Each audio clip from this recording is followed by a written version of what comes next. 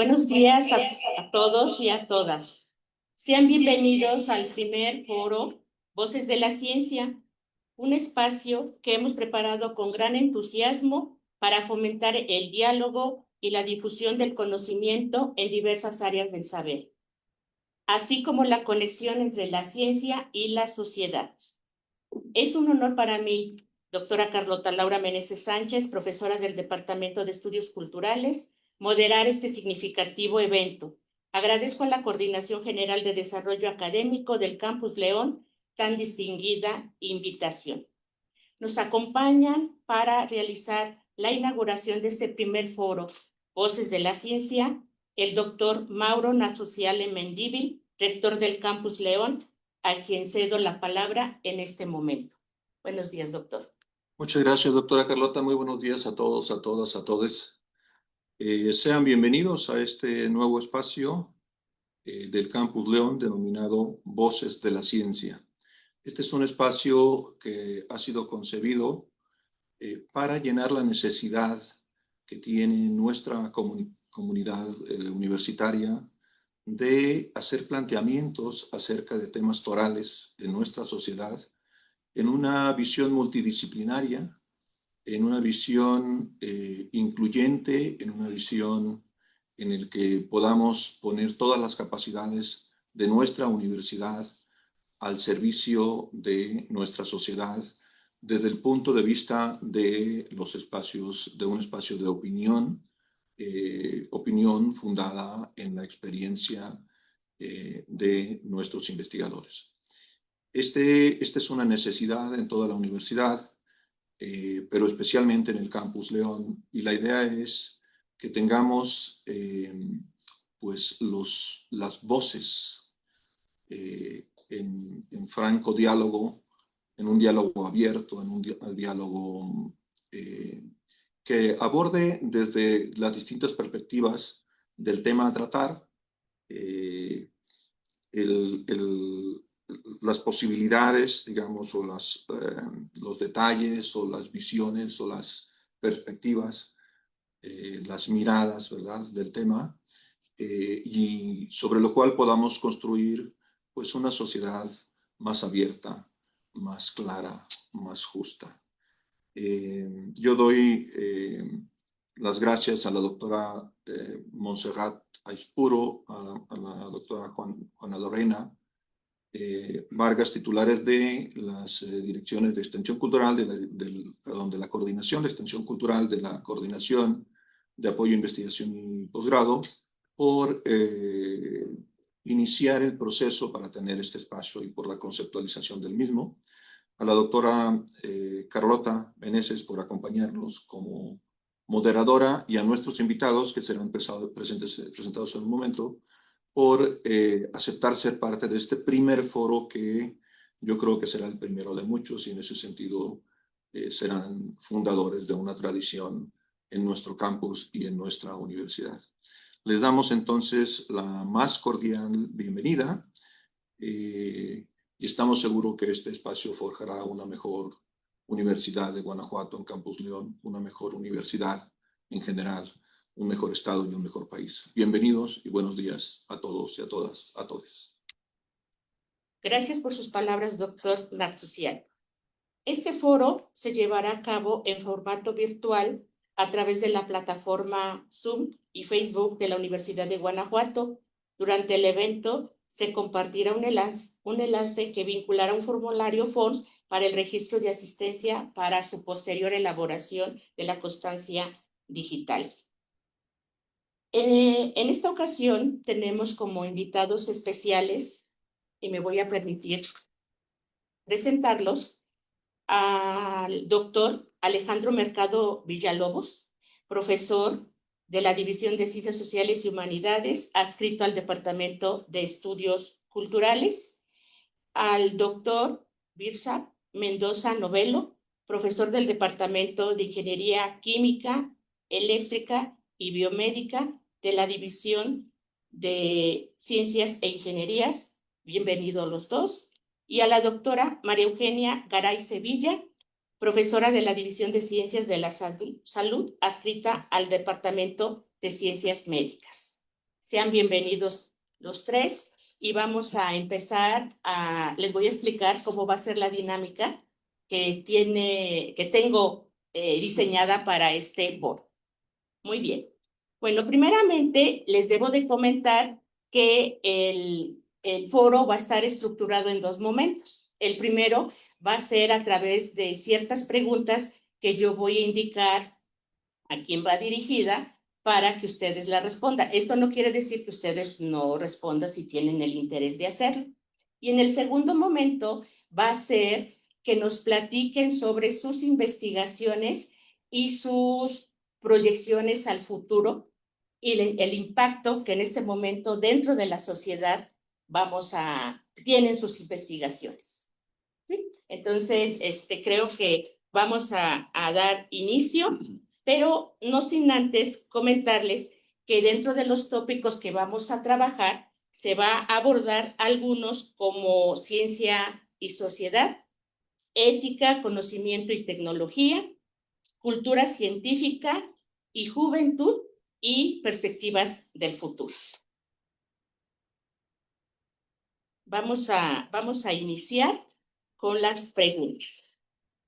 Dentro del tópico ciencia y sociedad, yo le quisiera preguntar al doctor Mercado, ¿cuál cree que sea la responsabilidad que tienen los científicos, como bien lo comenta el doctor Mauro, en nuestra inauguración, los roles que tenemos nosotros como investigadores y después como científicos ante la sociedad? Entonces, yo te quisiera preguntar, doctor, ¿cuál crees que sea nuestra responsabilidad como científicos ante la sociedad? Bueno, en primer lugar, las ciencias en general tienen el objetivo de hacer que la sociedad, la vida sea más cómoda para el ser humano. Y tenemos una responsabilidad primero de ser honestos. Yo soy historiador, bien lo sabes, les comento, soy historiador. Y todos los datos que encuentro sobre la sociedad tengo que asegurarme que sean veraces. Y también un sentido de responsabilidad. Ahorita que estás haciendo la pregunta, recordé yo soy el cronista de mi pueblo, además otras cosas, un cargo honorario, y en una ocasión encontré un dato interesante con relación al conflicto entre dos comunidades. Y este conflicto tiene 200 años, por tierras y por distintas razones. Entonces, cuando encontré el origen o uno de los orígenes de estos conflictos, tuve que ser muy cuidadoso en cuanto a la forma en que iba a explicar a los dos grupos esta situación, estos problemas. Entonces, mi objetivo de buscar información sobre ciertos grupos sociales, pues es para encontrar origen de conflictos y proponer también quizás, si es posible, algunas soluciones. En realidad la ciencia, todas las áreas de la ciencia pues tienen que ver con hacer que el ser humano tenga una vida más cómoda, de todas las áreas, ¿verdad? Y no hay una ciencia más importante que otras, todas son importantes en su justa dimensión. Entonces, de entrada, la ciencia se relaciona con la sociedad porque trabajamos para la sociedad, todas las ciencias, y nos debemos a la sociedad de distintos puntos de vista. Nosotros trabajamos en la universidad para generar conocimiento. Y yo lo que he hecho en lo particular es generar, por ejemplo, artículos que son científicos, son para una comunidad, pero también artículos que son para un espectro más amplio. Eso es lo que yo he tratado de hacer. Yo soy miembro fundador de la Asociación Nacional Asociación de Cronistas de Michoacán, y ahí generamos trabajos que son de una redacción muy más ligera que una redacción científica, buscando precisamente que el conocimiento no se quede en ciertas cúpulas, sino que sea para distintos ámbitos de la sociedad. Y pues de entrada te puedo decir esa parte. Tenemos un compromiso con la sociedad, somos universitarios y nos debemos precisamente a la sociedad. Y desde lo que yo hago, pues desde estudio músicos, formas festivas, pues es precisamente para que la sociedad se entienda a sí misma, entre otras cosas. Muchas gracias, doctor Mercado. Y precisamente para eso voy a comentar algo de su currículum, que usted es historiador, doctor en historia por la Universidad Michoacana de San Nicolás de Hidalgo, es un distinguido miembro del Sistema Nacional de Investigadores, nivel 1, y su campo de estudio abarca la música, los músicos y los espacios de actuación, así como las fiestas, festividades y la educación artística. Muchas gracias por responder esta pregunta. Gracias. ¿Alguien de ustedes quisiera agregar algo o comentar desde su disciplina respecto a esta pregunta? Sí, claro, ahorita que él estaba comentando que ninguna de las ciencias es mejor que otra, definitivamente así es, ¿no? Cada uno en nuestra área buscamos ese impacto social, ¿no? Que ahora ese es el término que está muy en boga, ¿no? Tu investigación, ¿qué tanto impacto social tiene? Entonces, en el área de la salud, yo creo que si bien todas las áreas tienen este impacto social, yo creo que el área de salud es muy, muy importante porque estamos viendo sobre las enfermedades, sobre tratamientos, sobre prevención, y eso indudablemente desde la ciencia básica a la ciencia aplicada tiene mucho este impacto social que se menciona. Y por supuesto aquí lo bonito es que estamos de tres áreas del conocimiento, ¿no? Entonces los tres podemos hablar de ese impacto social que tiene la investigación o la ciencia en general, y ya posteriormente, como usted lo mencionaba, hablaremos específicamente de la investigación que nosotros hacemos y el impacto social que tiene. Muchas gracias, doctora Garay. Pues yo les voy a platicar algo de la doctora Garay. La doctora Garay es médico cirujano con doctorado en ciencias médicas y es un destacado miembro del Sistema Nacional de Investigadores nivel 3. También es una pionera en México, reconocida a nivel mundial en el estudio de los productos finales de glicación avanzada y ocupa el lugar 50 global en esta área. Felicidades, doctora. Su principal línea de investigación son las enfermedades crónicas no transmisibles con una aplicación hacia, ahorita les digo, impresionante, sobre una aplicación sobre un grupo de personas. Ha sido presidenta del Comité de Ética Institucional de la Universidad de Guanajuato. Pues muchas felicidades, doctora. Y usted, doctor, ¿tendrá algo que agregar o Gracias. continuamos con la siguiente pregunta?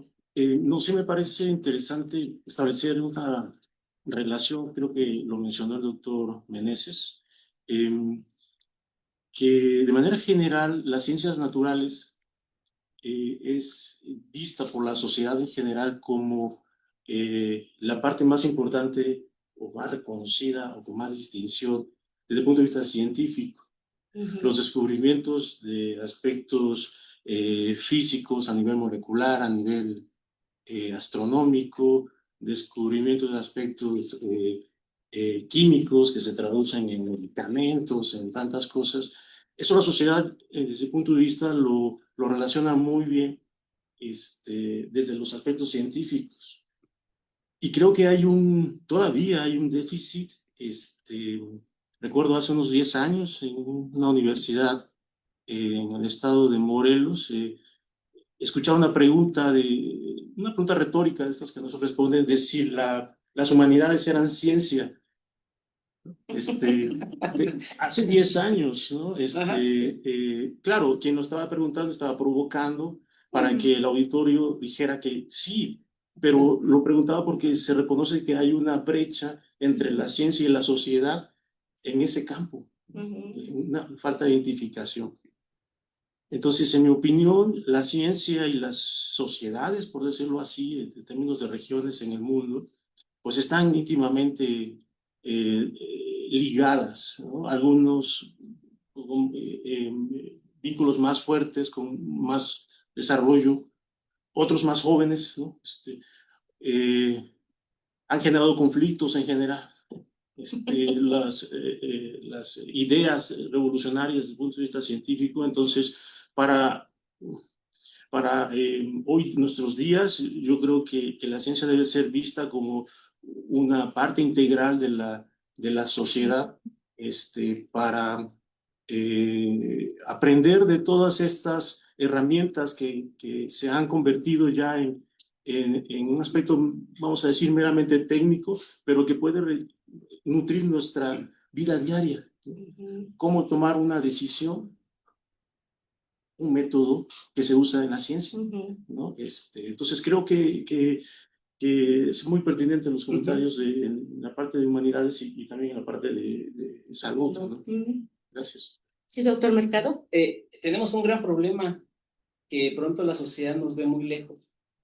Me explico, yo hace muchos años di clases en la secundaria y en preparatoria, y de pronto los jóvenes decían, ¿para qué sirve la historia? ¿Verdad? Yo tuve un maestro en prepa en el siglo pasado, que el profesor Oscar nos vinculaba a las clases de química con nuestro medio, con nuestro entorno. Entonces nos hacía ver que la química está en todas partes. Me acuerdo que nos decía, en la cocina de su casa ocurren fenómenos. Y entonces nos vinculaba directamente lo que veíamos en aula con nuestra vida cotidiana. Y me parece que tenemos el reto de nosotros, es decir al joven, pues esta disciplina te sirve y la ves en todas partes en tu vida cotidiana. Ese es el gran reto que tenemos. Y luego nos llegan jóvenes que digo yo como historiador siempre, ¿para qué sirve la historia? La historia es muy aburrida. Pues sí, porque te la hacen ver aburrida. Entonces, ese es, me vino a la mente esa idea de que el gran reto que tenemos es precisamente decirle a la sociedad, de los medios que dispongamos, que lo que hacemos es importante y está enteramente relacionado con la vida. Por ejemplo, desde la historia, el nivel de lectura a veces es muy bajo y en mi pueblo, yo publico cosas de mi pueblo, como soy cronista, y no lo leen. Y luego me preguntan, oye, ¿es cierto que esto? Entonces ya tuve que hacer un canal de YouTube para tratar de hacer otros canales, pero vaya, ese es el gran reto que tenemos. Muchas gracias, doctor Mercado. Pues les voy a platicar algo sobre la trayectoria del doctor Mendoza Novelo. Él tiene un doctorado en química y sus investigaciones se centran en la fabricación de andamios para aplicaciones de ingeniería de tejidos y medicina regenerativa, con un énfasis particular en biomateriales derivados de la matriz extracelular natural. Pero también es titular de una patente sobre la preparación y aplicación biomédica de hidrogeles de colágeno oliuretano sílice. Muchas felicidades por esta patente y sobre todo por lo que comenta en esta cuestión de que debe ser conocido por la sociedad y que a veces comparto la idea de ustedes. La sociedad piensa que está muy alejadas de todas estas investigaciones, de todas estas ciencias, ¿no? Cuando no debería de ser así. Bueno, vamos a pasar a la segunda pregunta, que esa sí es para los tres, sobre cómo combatimos la desinformación científica en esta era digital. Quien quiera empezar, Me adelante. parece que Polarizo se tiene una... No, es que, vaya, lo quiero abordar desde una experiencia personal. Y pues disculpen que hable de mi pueblo, soy cronista, pero hay un caso muy particular en mi pueblo que está pegadito a Moroleón y Uriangato, pero es el primer pueblo michoacán de aquí para allá. Y resulta que hay un pan muy tradicional en mi pueblo que se llaman quesadillas, pero no tienen queso. Es un pan hojadrado con miel de piloncillo y es tradicional. Pero resulta que hace unos 6 años hay una fiesta en el pueblo y el ayuntamiento lo promociona a nivel estatal. Y a alguien se le ocurrió del ayuntamiento decir que no se llaman quesadillas, sino se llaman casadillas, y dio un argumento que pues no existe. Pues desde entonces ya la gente le llama de otra forma y no hay un sustento histórico. Y lo he escrito, he presentado en foros, hice un blog sobre eso. Entonces es de pronto muy difícil. La desinformación, sobre todo en redes sociales, la gente parece que le cree más a lo que dicen en una red social que a lo que puede ser comprobable, ¿verdad? Entonces, me acordé porque he estado luchando contra eso y le siguen diciendo, le están cambiando el nombre a un pan tradicional que no hay un sustento. Y bueno, ahora parece que ya decía el filósofo Humberto Eco, ¿no? Que las redes sociales le dan voz a una legión de personas que no saben de lo que hablan, no todos, pero sí es difícil, por eso me acordé de inmediato de este caso particular. Doctora Garay. Sí, yo creo que es un gran reto el que tenemos ahorita, ¿no? El fin de semana estuve en un medio hospitalario. Yo soy, ya saben, investigadora no clínica, pero bueno, estuve por ahí y uno de los doctores comentaba con una paciente que cómo había llegado a él Entonces la paciente le dijo, yo metí al chat GPT los síntomas de mi paciente, le pregunté quién era el mejor para atender estos síntomas y me dirigió a usted. Entonces, bueno, por ese lado, pues ahí fue bueno, ¿no? Porque, bueno, le mandaron un paciente, ¿no? O más y esto. Pero yo creo que es muy importante esta parte que se está haciendo de divulgación desde etapas tempranas, porque ahí los niños van aprendiendo en que realmente lo que es la ciencia, dónde la tienen que buscar y que no precisamente todo lo que está en estos medios digitales es cierto.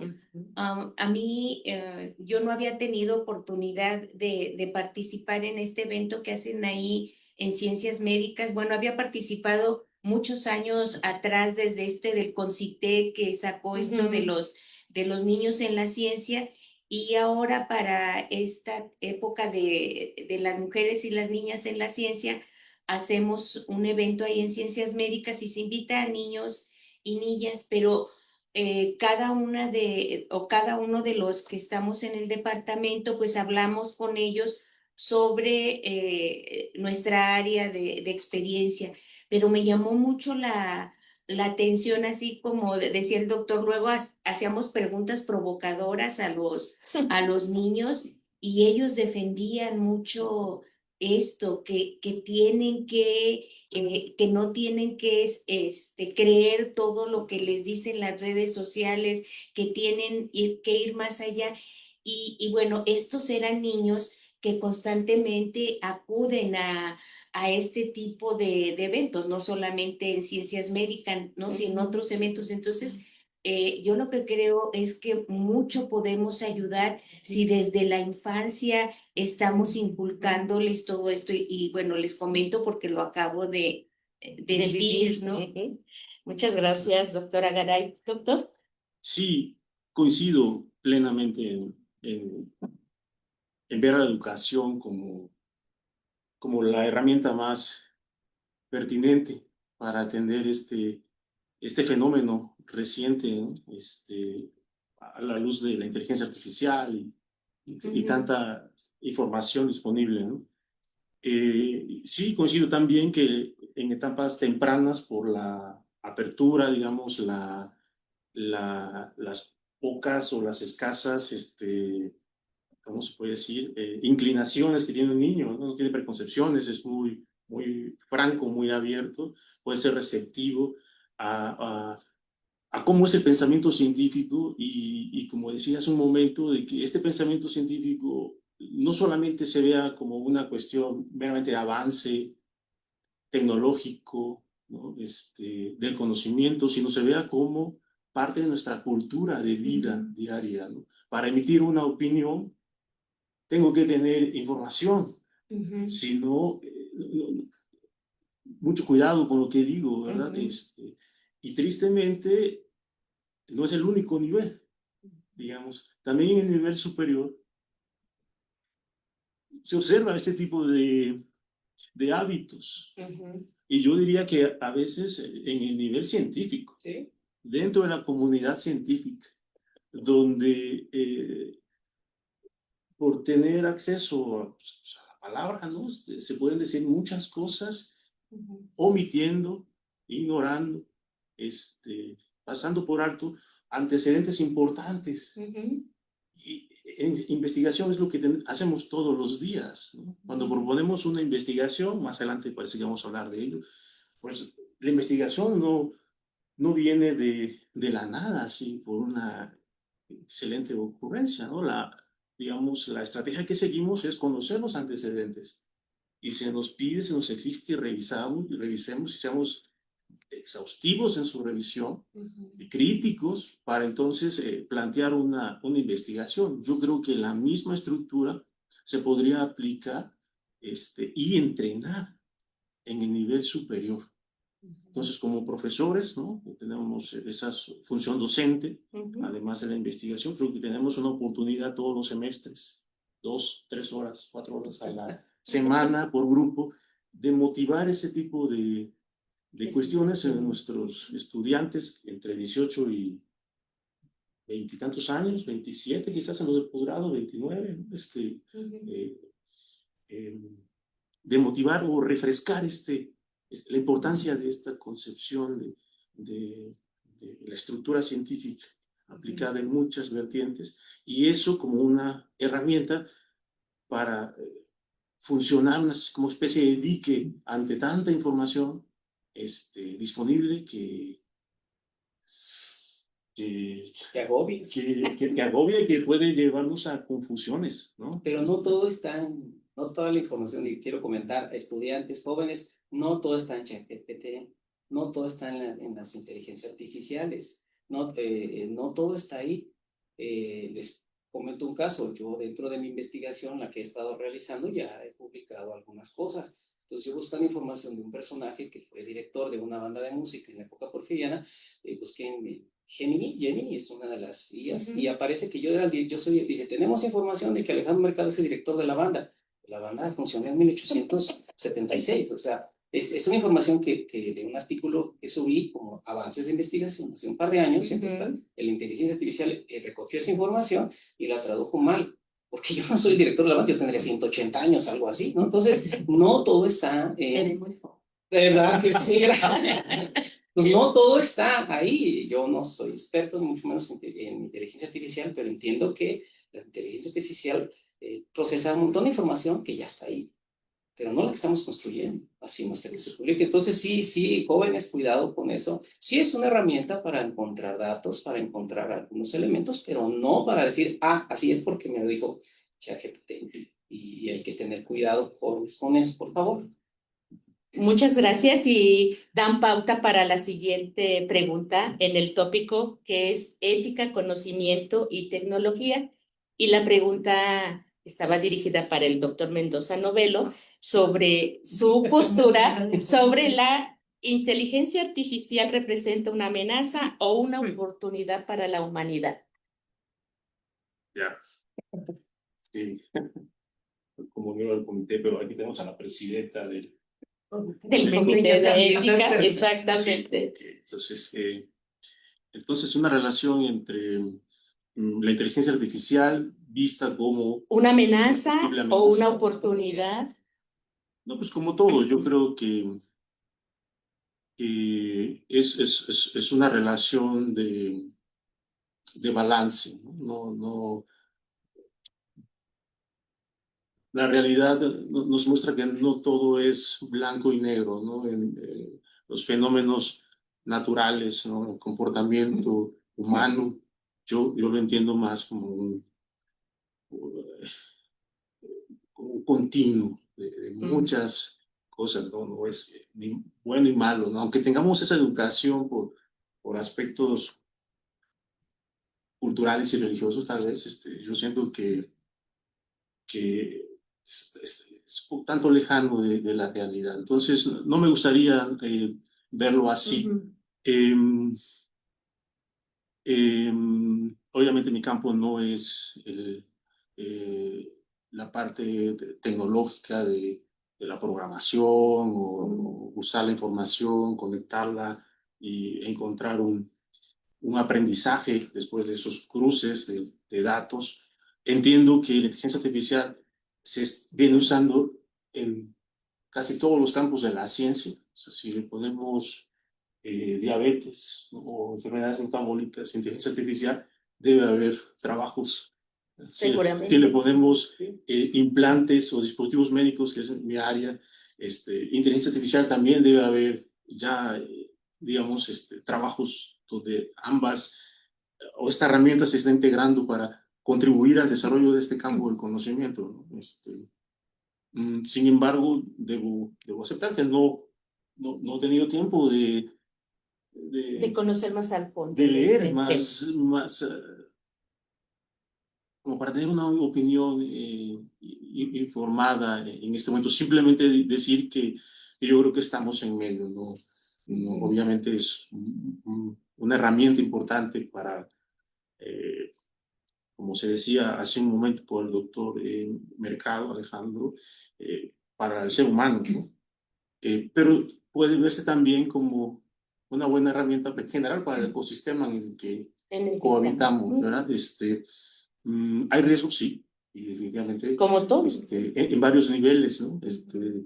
Científicos, en aspectos legales que no están establecidos, ¿no? Ujú. Como todo en el desarrollo de la ciencia y la tecnología, pues siempre esto va adelante. Y todo lo demás, ¿no? Viene detrás, ¿no? Eso creo que no va a cambiar, ¿no? La investigación y el desarrollo va a seguir Avanzando importando. en todo, Y el ¿no? caso de inteligencia artificial es lo mismo. Se está repitiendo ese fenómeno, ¿no? De ir a la vanguardia y detrás viene todo lo necesario para orquestar, digamos, y vigilar los diferentes aspectos que involucra Ujú. esta nueva herramienta. Entonces, Muchas gracias, doctor Sí. Mendoza. Sí, sí, sí, claro. Doctora, Por favor, sí. Bueno, yo creo que la ética tiene que estar en todo, en desarrollar un proyecto de investigación, por ejemplo, y lo que decíamos, si vamos a utilizar la inteligencia artificial, he tenido alumnos de servicio social, por supuesto, muy jóvenes. Les he dejado, a ver, esto va a ser tu trabajo, entonces desarróllame la introducción. Y rápidamente el chico, el siguiente día ya me lo llevó. Entonces, muy bien. Pues si trabajaste todo el día, yo creo muy bien. Ahora explícamelo. No tenía la menor idea. Le dije, ¿utilizaste inteligencia artificial para hacer la introducción? No, doctora, le prometo que no. Bueno, entonces dime el concepto de esto que estás poniendo. Entonces, ahí es la ética también, ¿no? Porque yo lo puedo hacer muy rápido, pero no obtengo ningún conocimiento. Entonces, luego, ya cuando se tiene también el proyecto, no el proyecto, la investigación en sí, para hacer las conclusiones mejor realizadas, pues uno tiene que leer todo. Uno tiene que leer todo para sacar uno sus propias conclusiones y no que la inteligencia artificial lo dé. Pero bueno, en el caso de los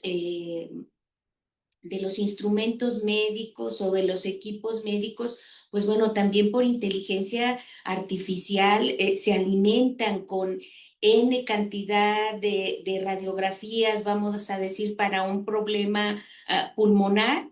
Y entonces esto puede ayudar a que con más certeza se dé el diagnóstico. Pero aquí yo creo que el riesgo es que se pierda ese contacto médico-paciente que es tan importante y que entonces ya nada más meto los datos a una computadora, me da un diagnóstico y yo mando también mi diagnóstico, ¿no? En las cirugías por inteligencia artificial ayuda más en el momento cuando se están haciendo las cirugías, ¿no? Entonces yo creo que tiene muchos pros y muchos contras y la ética es muy importante. Estuve en este periodo vacacional en un congreso de ética y hablaban ya no solo desde la licenciatura, iniciar con esta parte de ética en todos no solamente en el área de salud, ¿no? Sino en todas las áreas.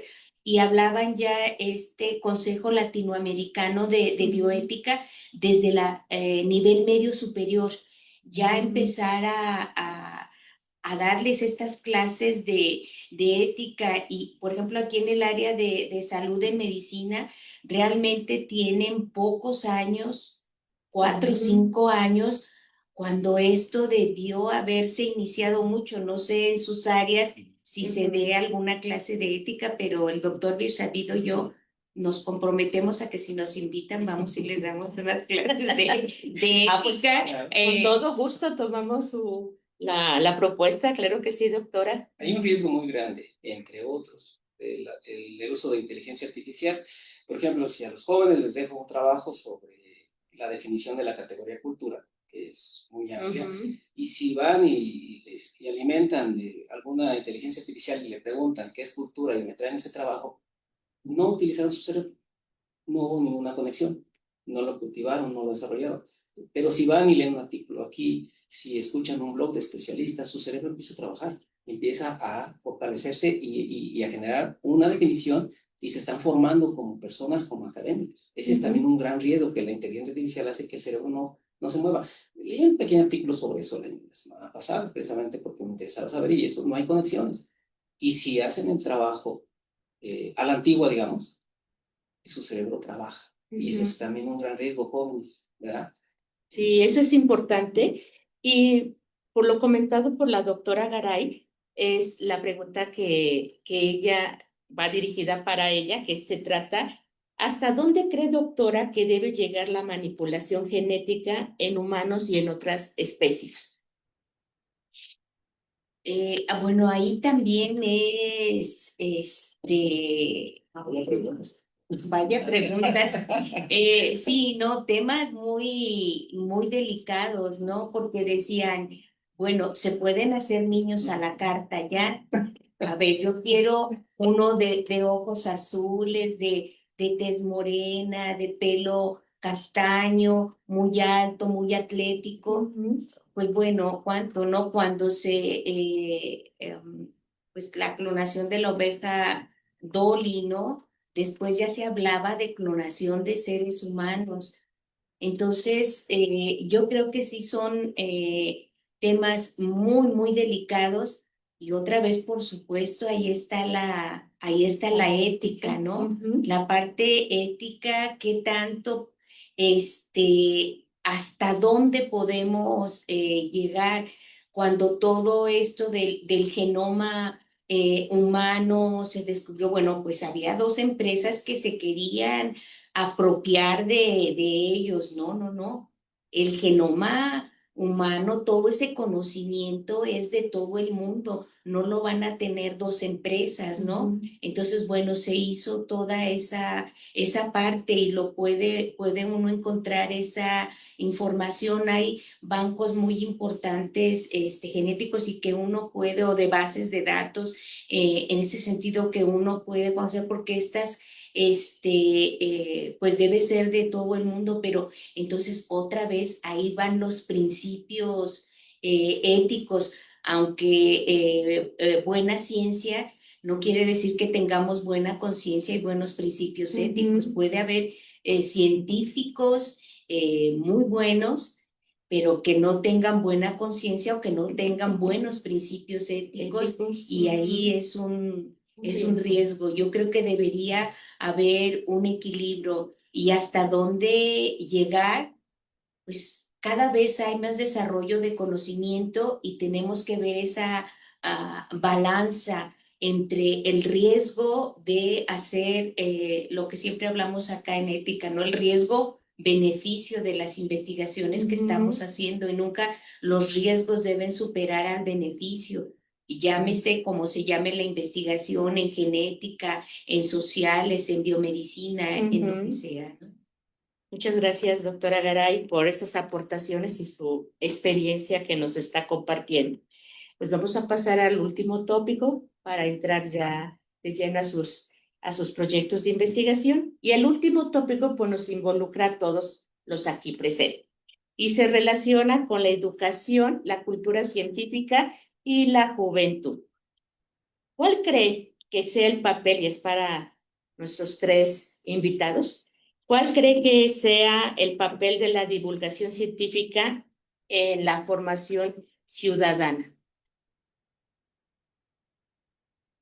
Doctora Garay. Sí, bueno, yo creo que es muy importante. Yo luego no quiero hablar mucho de pasado porque pues ahí me echo de cabeza. Pero bueno, también hace varios años en Explora hacían mucho estos talleres para los niños, y luego mucho en estos clubs de diabéticos. Bueno, yo voy a hablar así porque es mi área, ¿no? Pero en estos clubs de diabéticos se les daban conferencias de divulgación a los pacientes diabéticos. Era más sencillo mostrarles con imágenes que si no se cuidaban, qué problema iba a tener, no sé, por ejemplo, el riñón. Y entonces yo recuerdo que en aquellos ayeres la industria farmacéutica nos daba muchos folletos y recuerdo uno que a mí me encantaba, es de cómo era como un carrito que se llevaba el azúcar que consumían, en qué se convertía, y luego había un cambio de carrito que lo llevaba a otro lado y lo convertía en Muy tal, creativo. y de tal manera que si era demasiado lo que consumían, entonces este carrito no iba a alcanzar a transportar toda esa azúcar y bueno, toda la problemática dentro de su organismo que provocaba el consumir más azúcar. Entonces, y así, esa azúcar que ellos decían, pues bueno, se me sube el azúcar y ya no, y otro día no, no. Todo el daño que ocasiona en el riñón, en el hígado, en el páncreas, en sus arterias. Y bueno, después de todas esas sesiones con los pacientes con diabetes, sí veíamos una mejoría. Se adherían más al tratamiento, seguían más su tratamiento y por supuesto pues eso es muy reconfortante. Por ahí un estudio que hablaremos después, pero sobre este tema, o sea, los que les dábamos este tipo de charlas sobre su enfermedad, la entendían más, entonces yo creo que es importantísimo, ¿no? Importantísimo, vamos, otra vez desde la infancia que les decía que también esto lo platicábamos en Explora, pero en estos grupos de diabéticos o de hipertensos o con obesidad, que ahora ya hay más clubs de este tipo, ahora les llaman GAMS, que grupos de autoayuda, algo así les llaman ahora, GAMS. Antes eran los clubs de diabéticos, pero o llámense como se llamen, el chiste es que se les enseñe de manera sencilla todo el daño que puede ocasionarles el tomar más azúcar o no hacer ejercicio. Y entonces creo que eso va a servir mucho y nos ayudaría mucho también a prevenir antes de que tengan Ya la enfermedad. Sí. Muchas gracias, doctora. ¿Alguien más, Sí, doctor? sí, Mendoza. gracias. Sí, yo creo que las actividades de divulgación son un buen medio para fomentar la apropiación de la sociedad en general, de la comunidad científica que tiene, ¿no? Es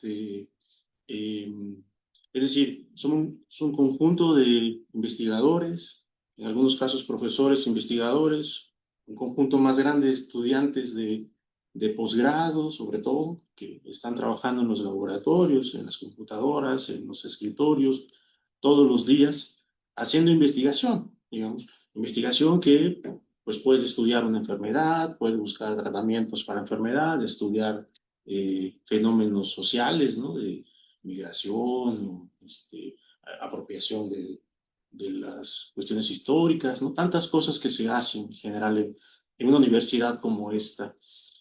Pero la sociedad no siente que eso sea parte de sí.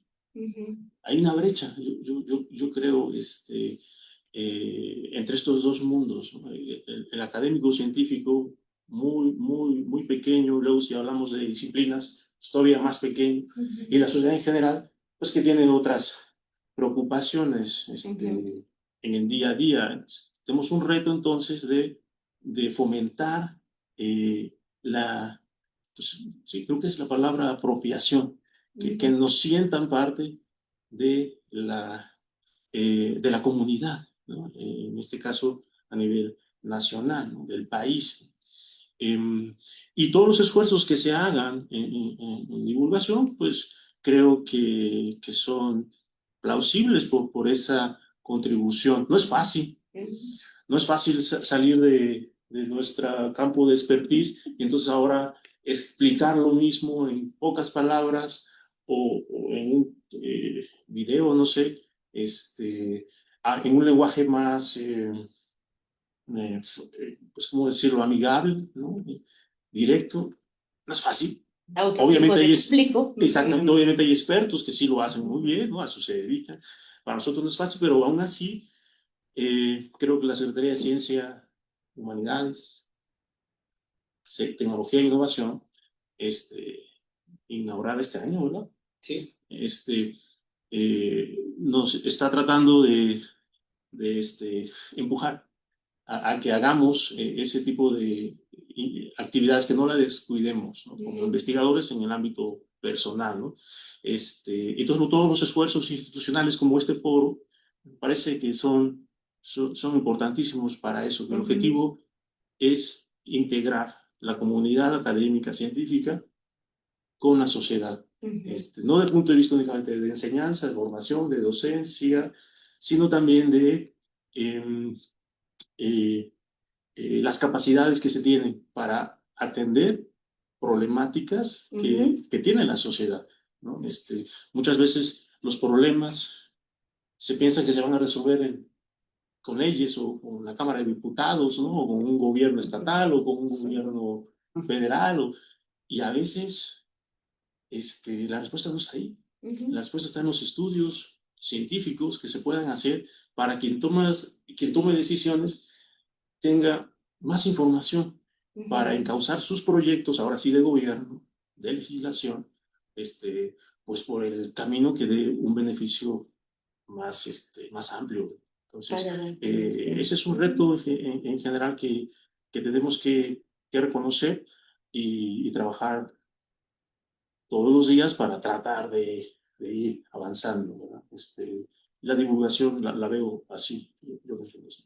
Muchas gracias, doctor. Bueno, todos los mexicanos, cuando escuchamos el himno nacional, nos cuadramos, porque tenemos una relación de identidad que nos adoctrinan desde niños.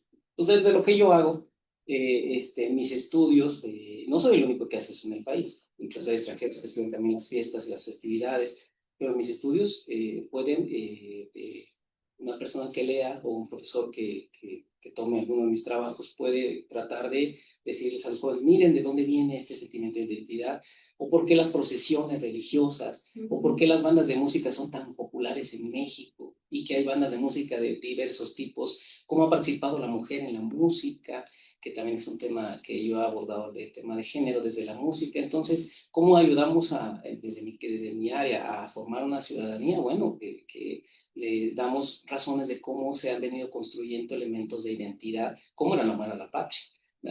En mi libro, que estoy casi ya terminando, pues encuentro las raíces, por ejemplo, de las canciones patrióticas que hoy escuchamos cada desfile, y están en el siglo XIX. Entonces, por eso yo estoy estudiando esta época, porque ahí vienen varias de las raíces de lo que hoy nos identifica. Entonces, ¿cómo apoyamos? Pues estudiando los orígenes y el proceso de consolidación de elementos que identifican a las personas, ¿verdad? Entonces, ese es como parte de lo que hacemos desde esta área, que favorece el entender el sentido de pertenencia de las personas. Y hay todo un trasfondo bellísimo precisamente de todo esto. Solamente les dejo la reflexión a quienes puedan estar escuchando: vean, por favor, la bandera de México e investiguen qué significa lo que está ahí, como tarea.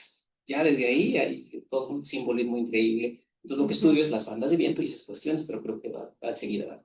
Sí, precisamente, doctor, cerramos con tu participación el primer bloque de este foro, y vamos a iniciar con el segundo, que se trata que nos platiquen de sus proyectos de investigación actual y cuál es el aporte hacia la sociedad de sus resultados de estas investigaciones. Y vamos a empezar con la doctora Garay. Sí, muchas gracias. Bueno, vamos a hablar del actual, pero tengo que hablar del pasado, ¿no? Perdón, yo inicié, mi área de investigación es enfermedades crónicas no transmisibles, como ya bien lo comentó usted. Entonces, yo estaba trabajando más sobre este marcador de daño, que son los ARGES, por sus siglas en inglés, pero más encaminado a diabetes y sus complicaciones. Entonces, y cada vez hay más obesidad, hay más diabetes, y en personas más jóvenes.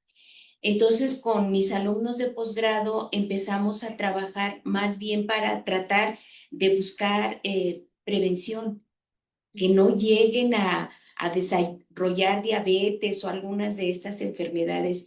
Entonces hemos hecho, o enfermedad de hígado graso, que es lo último que hemos estado trabajando, los últimos dos proyectos de investigación que han sido de intervención, perdón, en adolescentes con obesidad y con hígado graso.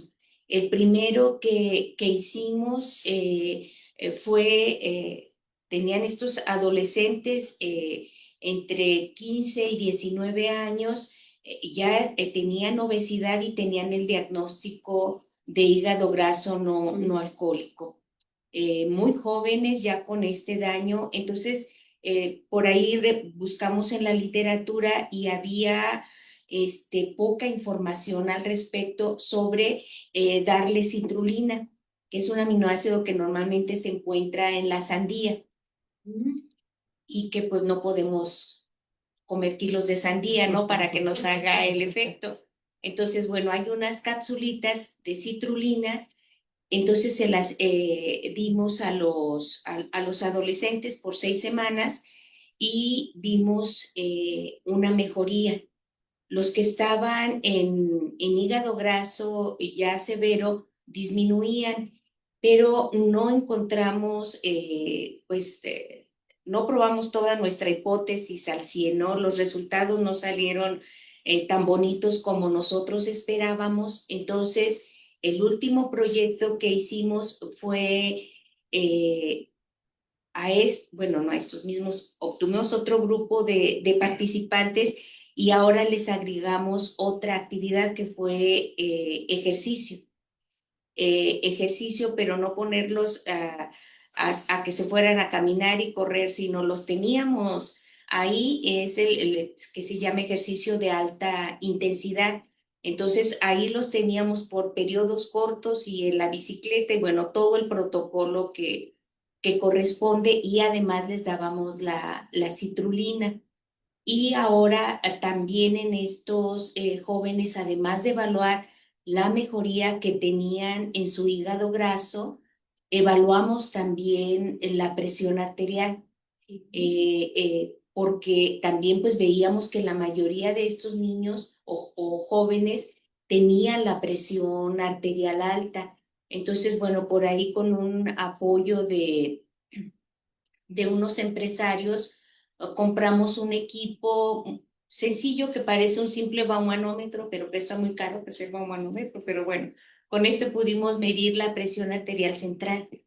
Entonces medíamos la presión arterial periférica con el baumanómetro común y con este otro equipo la presión arterial central y sí vimos esta mejoría con la citrulina y con el ejercicio que hacían estos jóvenes también, y también aumentamos un poco más el tiempo, y sí vimos que hubo mayor mejoría, hubo disminución de la presión arterial y disminución del hígado graso en el grado de hígado graso.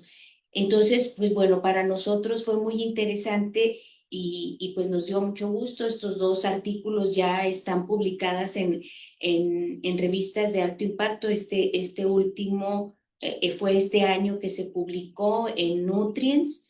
Entonces, pues nosotros estamos muy contentos porque fue con un alumno de maestría. Los dos fueron con alumnos de maestría.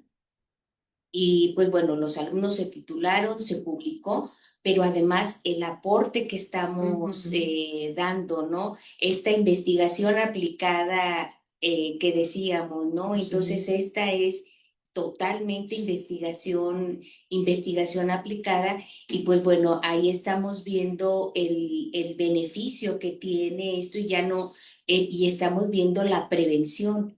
Entonces que esto pues decíamos que esto es muy importante. Entonces, pues bueno, estos son los dos últimos trabajos que hemos realizado y pues bueno, estamos ahí con otras cosas interesantes para el futuro. Siempre, doctora.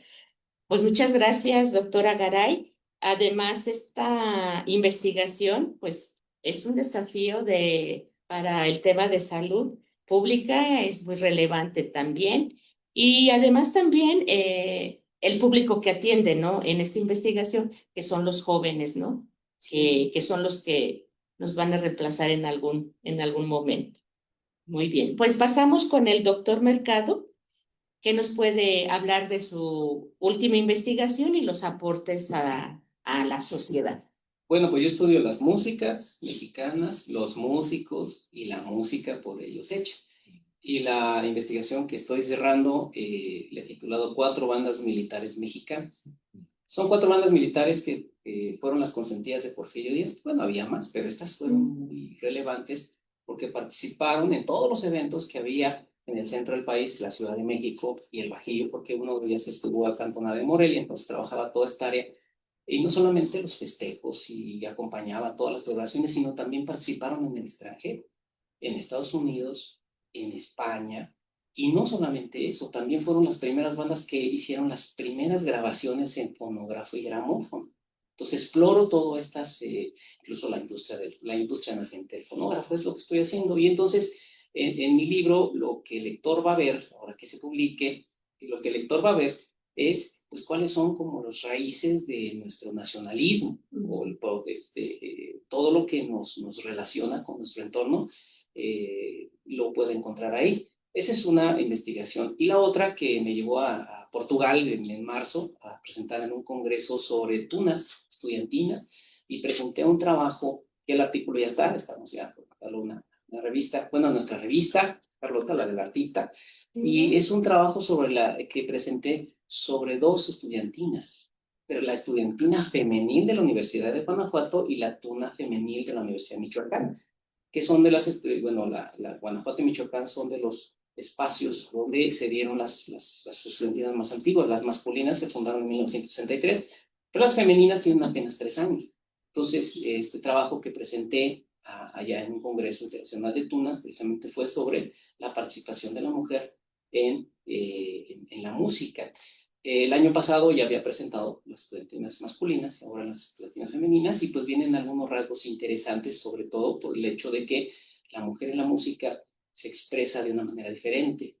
Por ejemplo, para las jóvenes de la estudiantina femenil, el 8 de marzo es muy importante y el repertorio que tocan también es muy importante. Entonces, esas son las dos investigaciones que que he venido realizando, que pues desde casi 12 años que tengo en la universidad he trabajado el tema de las músicas, aunque cuando estudié maestría y doctorado también me interesaba el tema de la política mexicana. Tengo 2 libros publicados. Las publicó la Universidad de Guanajuato, uno sobre una biografía de Santos de Gollado, el personaje guanajuatense, que fue del grupo cercano a Benito Juárez, y otro sobre los actores sociales de la política del siglo XIX en Michoacán.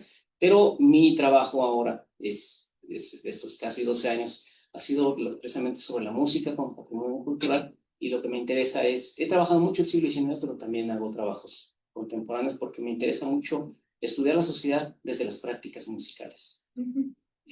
Lo bonito y lo no tanto, porque tengo un artículo publicado sobre los reglamentos de fiestas en León, Guanajuato, en el siglo XIX, porque también se peleaban en los eventos, se aventaban jitomates en las carnaval, y el ayuntamiento tenía que regular eso, ¿no? Entonces, esto es lo que he venido haciendo.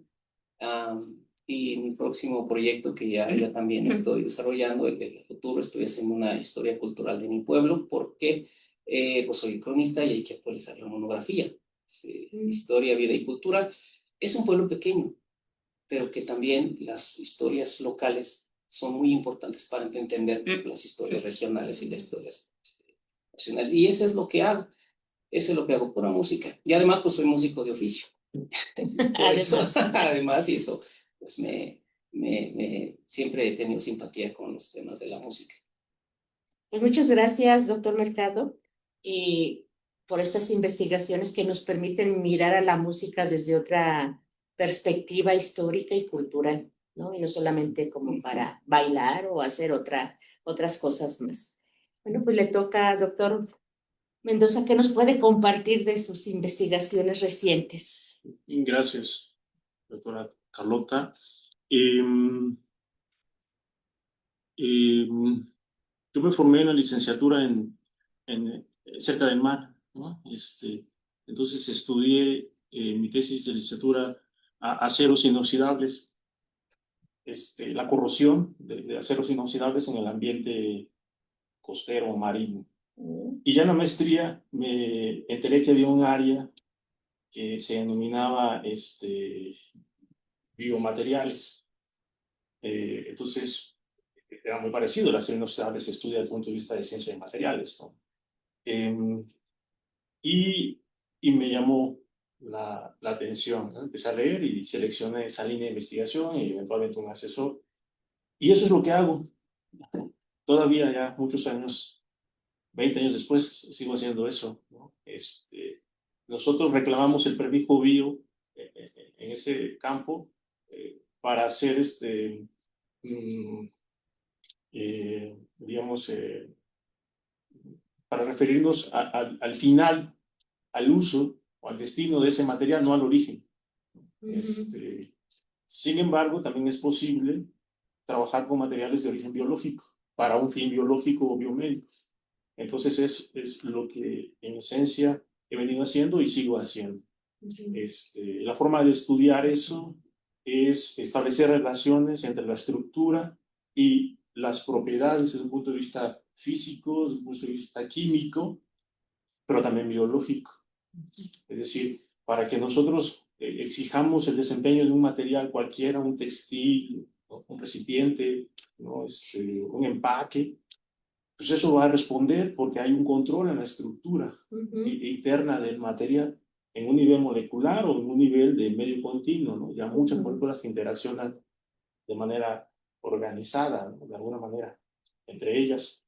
Entonces, lo mismo hacemos aquí, nada más que incorporamos aspectos biológicos. Entonces, me gustaría destacar dos aspectos recientes, dando este panorama general. El primero es que hemos propuesto hace unos años con algunos colegas del área médica y quirúrgica investigar algunos implantes para atender problemas congénitos, es decir, pacientes que nacen neonatos, que tienen un problema de ausencia de algún tejido en su cuerpo. Usualmente los dispositivos médicos que se venden están diseñados para uso en adultos, sobre todo adulto mayor, digamos. Entonces, no les interesa revisar qué se necesita para atender ahora un proceso de reparación quirúrgica reconstructiva en recién nacidos.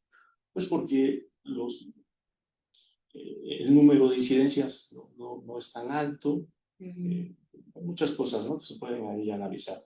Entonces, por eso propusimos eso y estamos enfocados entonces en usar las evidencias que tenemos de aspectos de laboratorio, celulares y aspectos preclínicos con animales de experimentación para hacer propuestas de estudios clínicos necesarios para evidenciar, como mencionaba hace un momento en otro contexto la doctora Garay Sevilla, los riesgos, beneficios. En algunos casos, los defectos, por ejemplo, en pared abdominal de un recién nacido, se pueden tratar sin cirugía, pero en algunos casos el efecto es tan grande, se llama efecto gigante de un varocelo, que no hay forma. Entonces hay mucho riesgo de infección y si eso ocurre, el pronóstico, se dice, es bastante malo para el recién nacido. Entonces, creemos que apoyando el proceso de curación usando un implante de origen natural, con algunas modificaciones también desde el punto de vista sintético, porque estamos en el área de polímeros, en la parte química de polímeros, podemos generar una respuesta más segura en el tratamiento de ese tipo de defectos. Y el otro caso, igual con un enfoque de defectos congénitos, son tejidos un poco más complejos como la vejiga urinaria. si vemos la estructura histológica de una vejiga, desde el punto de vista estructural, una maravilla, ¿no? Cómo se hace chiquita y de repente se expande y entonces nos indica la sensación de ir al baño, ¿verdad? Estructuralmente, desde el punto de vista de ingeniería, eso es muy interesante verlo, ¿no? Ahora, diseñar un implante que repare los defectos congénitos en ese órgano, es decir, pacientes que nacen con una capacidad limitada de la vejiga. Entonces, el cirujano, ¿qué hace? Lo que hacen es extraer tejido, por ejemplo, intestinal, y aumentan el tamaño de la vejiga para que el paciente pueda entonces hacer sus funciones, digamos, de orina y demás, ¿no? Pero también la perspectiva de esos tratamientos es muy limitada porque son órganos y componentes estructurales y componentes celulares muy diferentes.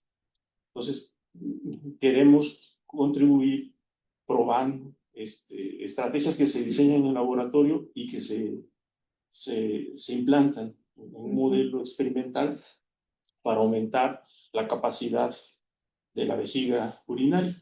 Y ahí, como es un órgano tan complejo, pues lo que hicimos fue repoblar ese implante con células antes de colocarlo. Y repoblarlo con células no es trivial.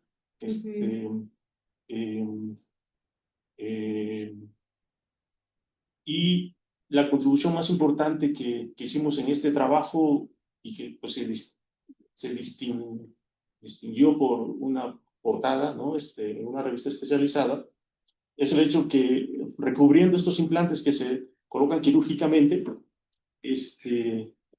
con un soporte en estado gel, hace que las células del mismo órgano, a nivel epitelial, se desarrollen mejor.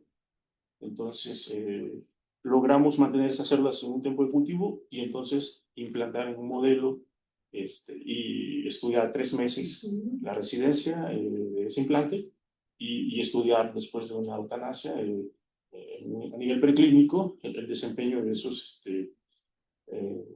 productos de ingeniería de tejidos, como lo llamamos nosotros.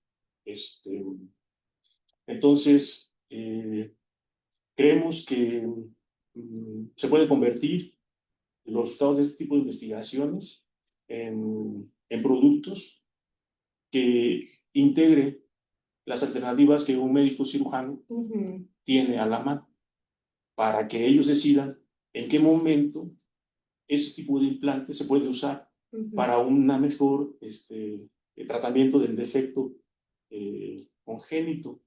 No siempre, obviamente, se debe usar. Entonces, ellos que son los expertos de las patologías y la forma de reparar quirúrgicamente eso decidirán.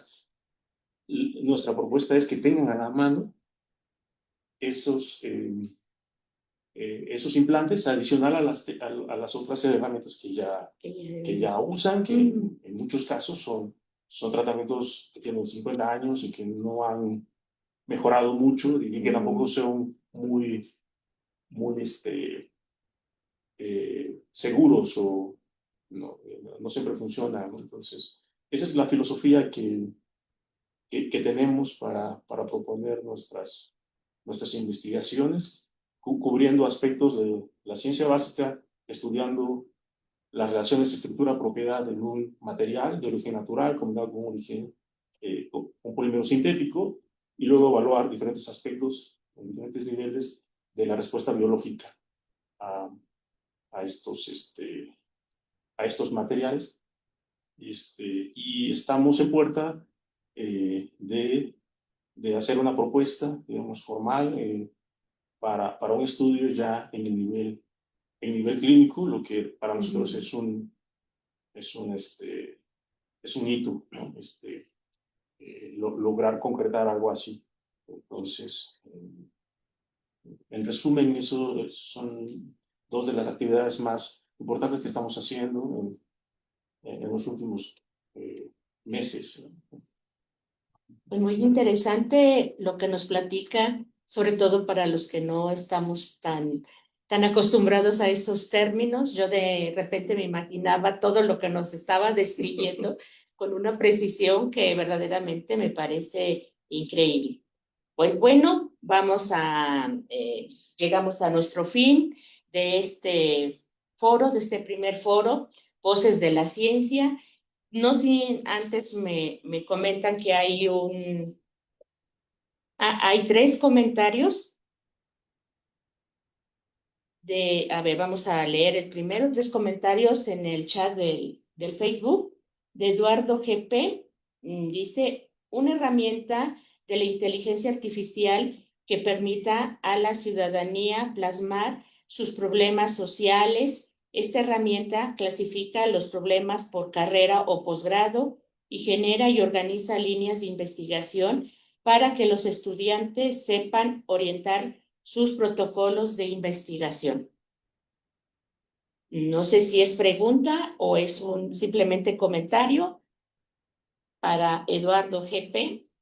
Y después tenemos otro más por parte de Carmen Robelo, y nos dice, es muy importante la vinculación entre el nivel medio superior y el nivel superior en nuestra Universidad de Guanajuato a través de estos, yo creo que se dice foros de intercambio de experiencia. Un saludo, maestra Carmen Robelo, hemos tenido la oportunidad de conocerla y por supuesto gracias por darnos ánimos por seguir para el segundo foro de Voces de la Ciencia. A ver, ¿alguien más? Sí, Gerardo. Gerardo Hernández nos dice, es muy valioso conocer la potencia de las personas que integran la comunidad docente de la Universidad de Guanajuato, Campus León, desde cada una de las divisiones, salud, ingenierías y sociales y humanidades, Gerardo Hernández, porque es sociales y humanidades. Muchas gracias, Gerardo, por tus comentarios. Bueno, creo que nada más son los 3 comentarios que tenemos y vamos a proceder pues a clausurar este primer foro, no sin antes agradecerles a nuestros invitados, que fue todo un placer escuchar sus avances, sus posturas y sobre todo esta parte tan importante de acercamiento hacia la sociedad, hacia esos públicos que no tienen por qué ser tan especializados en nuestras áreas, pero que nosotros como universidad pública tenemos nuestra responsabilidad hacia ellos. Gracias, doctor Mercado, doctora Garay, un gusto saludarla, y doctor Mendoza Novelo, por atreverse a estar en este foro y aportar sus investigaciones. Extendemos también nuestro agradecimiento a todos los asistentes por su interés y en este foro de aprendizaje y de intercambio, y esperamos vernos para el próximo, que se tiene programado para el 29 de agosto. Muchas gracias y hasta la próxima.